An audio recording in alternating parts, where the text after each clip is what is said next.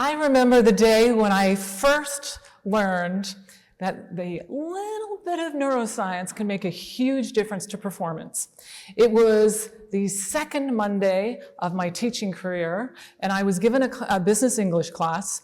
There were 23 students, 16 of them had learning challenges, and many of them had been in the class before and failed, and they needed the credit to graduate. So you can imagine the pressure was on for me. And I did everything I possibly could based on what I had learned in my classes in Teachers College, but you can probably imagine it didn't go so well in those first couple of weeks. So what I did is I racked my brain and I kept on thinking, what can I do, what can I do, what can I do? And then I remembered a conversation I had with one of my professors. It was a side conversation.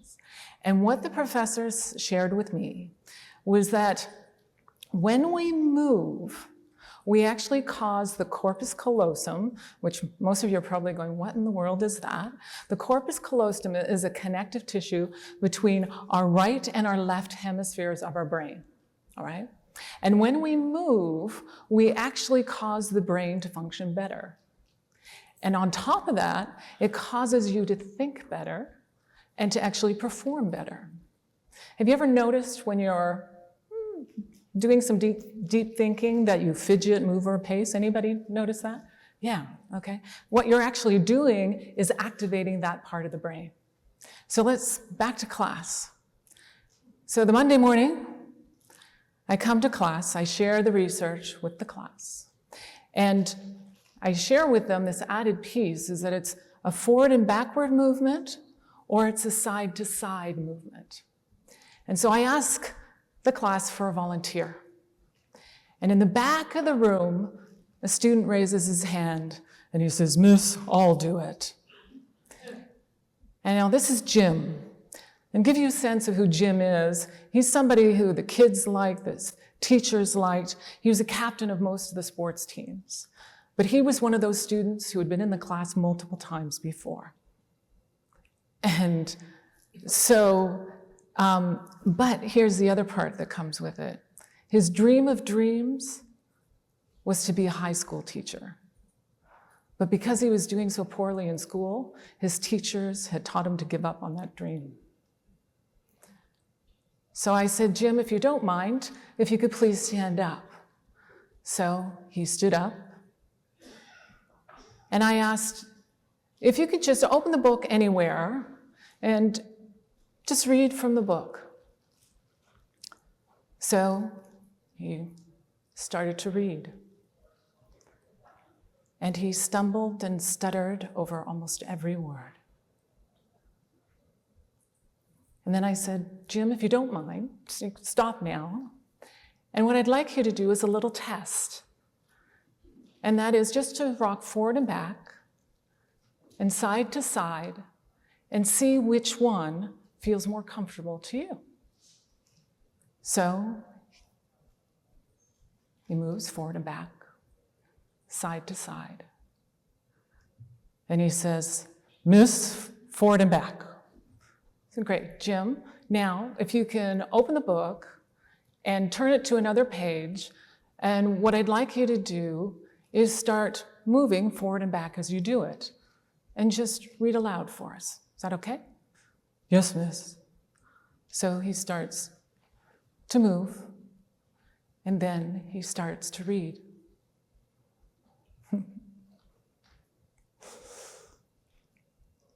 And it's perfect. Absolutely perfect. No stumble, no stutter. Absolutely smooth. And he didn't stop. He kept on going. And tears started pouring down his cheeks. The other students in the class, you can imagine what happened for them too. And I'm guessing you can probably tell what would happen to the teacher, yes?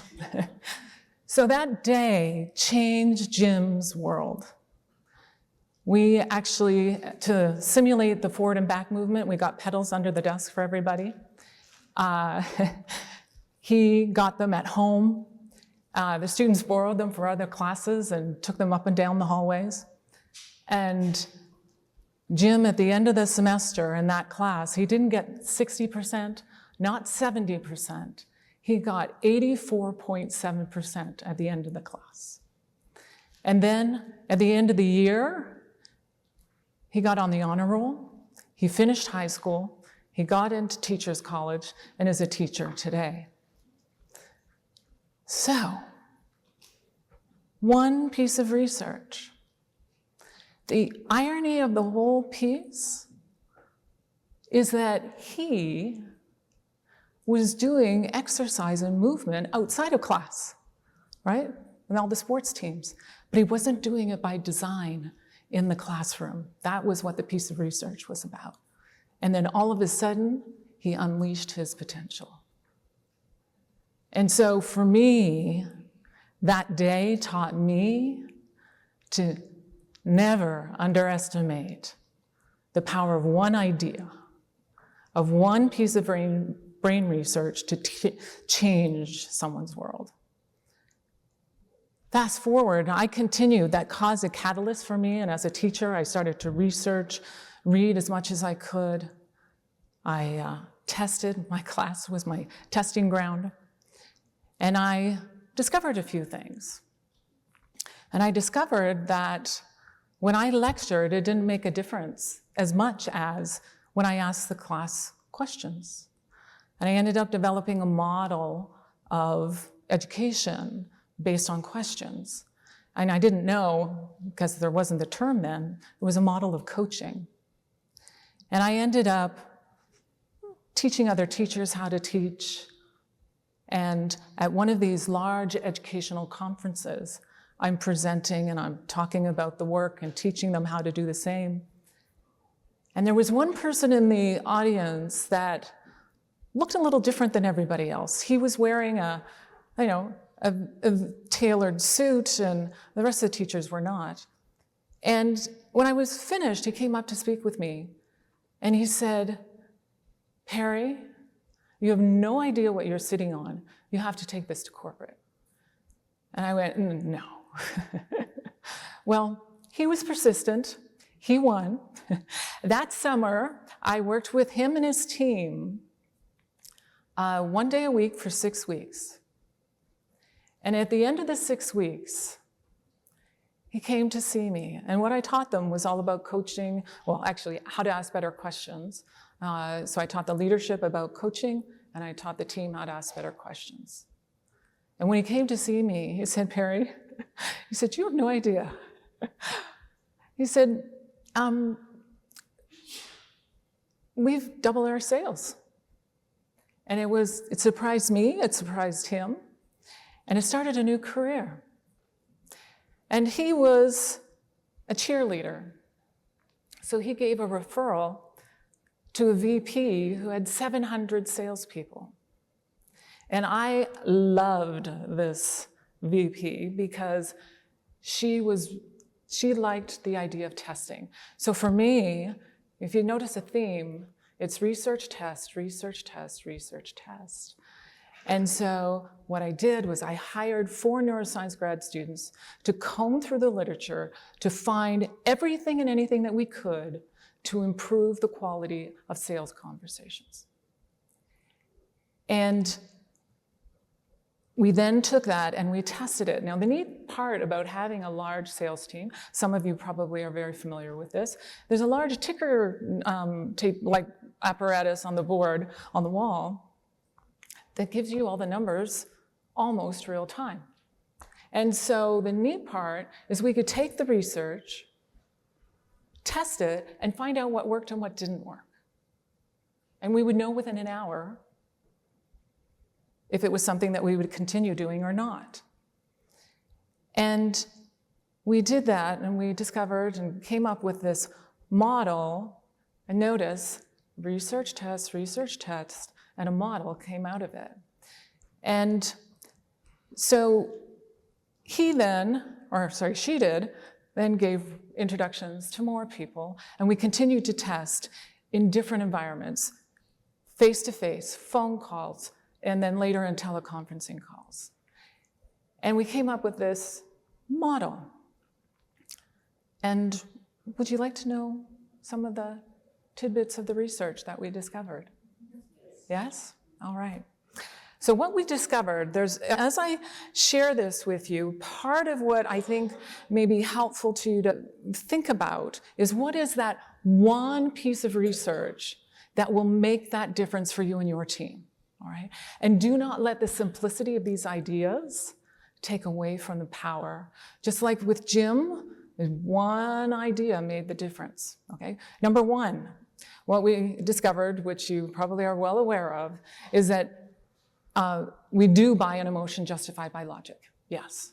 Two, what we discovered is there are two things in particular that actually emotionally and logically engage people, and that is story and question.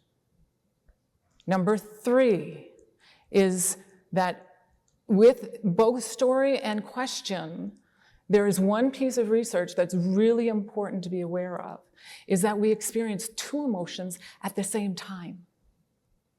Often one is conscious and the other is unconscious. So for example, think of a moment where you were given an opportunity that really excited you.